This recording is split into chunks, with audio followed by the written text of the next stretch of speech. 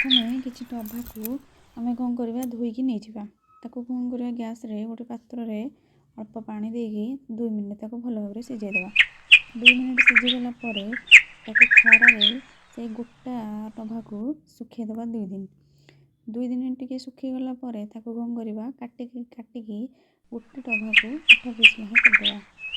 ये गोटे piece 8 piece लेखा कर सारा ताको कौन करवा ना कड़ई रे किछि पानी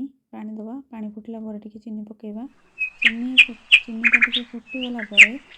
लंका गुंड हलदी गुंड आउ मेथी कला जीरा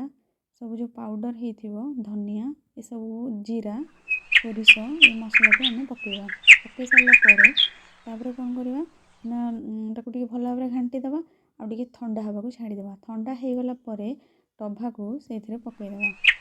से जो कटा हो रखा टभा को आम से पकईदेवा से पकई सारा